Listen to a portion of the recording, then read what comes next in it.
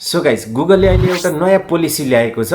अब तपाईको कुनै पनि गुगल एकाउन्टहरु अटोमेटिक डिलिट हुनेछ। यानी कि गुगलले अब केही समयपछि अटोमेटिक रिमुभ गरिदिनेछ तपाईको गुगल एकाउन्ट। यदि तपाईको गुगल एकाउन्ट डिलिट भयो भनेदेखि तपाईलाई एकदमै ठूलो समस्या हुन सक्छ। किन भन्देखि साथीहरु तपाईले फेसबुक एकाउन्ट लगइन गर्नु भएको छ, युट्युब एकाउन्ट लगइन गर्नु भएको छ, इन्स्टाग्राम, टिकटक, ट्विटर कुनै पनि एप्लिकेसनमा चाहिँ तपाईले चाहिँ गुगल एकाउन्ट एड गर्नु भएको छ भने अब तपाईको त्यस्तो खालको एप्लिकेसनहरु पनि बन्द हुनेछ। किनभने तपाईको गुगल एकाउन्ट गुगलले अटोमेटिक डिलिट गरिदिनेछ।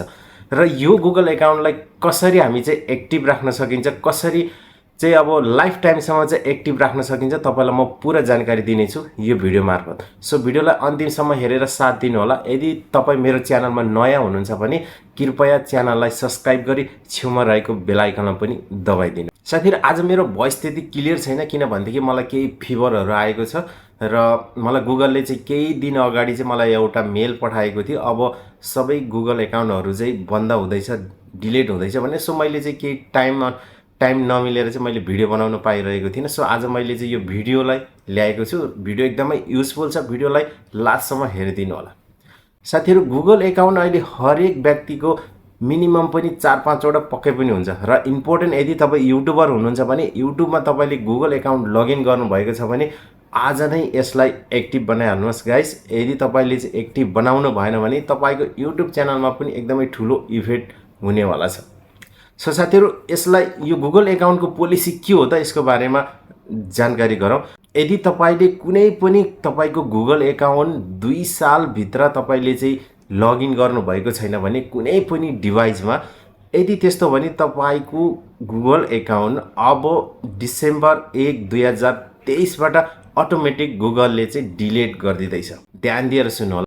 अब गुगलले डिसेम्बर 1 2023 बाट अटोमेटिकली डिलिट गरिदिनेछ।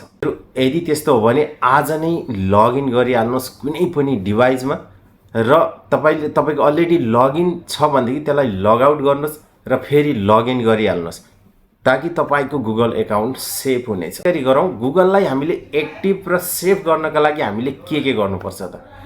एक नम्बरमा यदि तपाईको गुगल एकाउन्ट 2 साल भित्रमा कुनै पनि डिभाइस अथवा थर्ड पार्टी एप्लिकेसनमा तपाईले साइन इन यानी कि लगइन गरेकै हुनुपर्ने छ।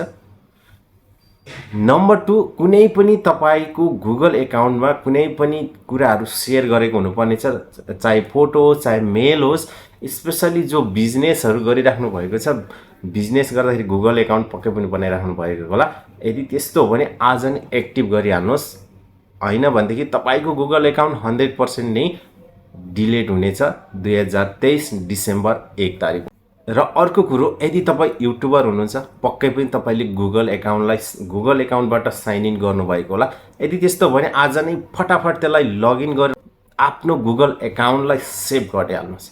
साथीहरु आजको भिडियो कस्तो लाग्यो कृपया कमेन्ट गर्नु होला। यदि तपाई मेरो च्यानलमा नयाँ हुनुहुन्छ भने गाइस कृपया च्यानललाई सब्स्क्राइब गरी तपाई जोडिन पनि सक्नुहुनेछ। किन भन्देखि म यस्तै खालको टिप्सहरु आगामी दिनहरुमा पनि लिएर आउने छु। यदि तपाईलाई राम्रो लाग्यो भने तपाईले शेयर पनि गर्न सक्नुहुनेछ। Thank you so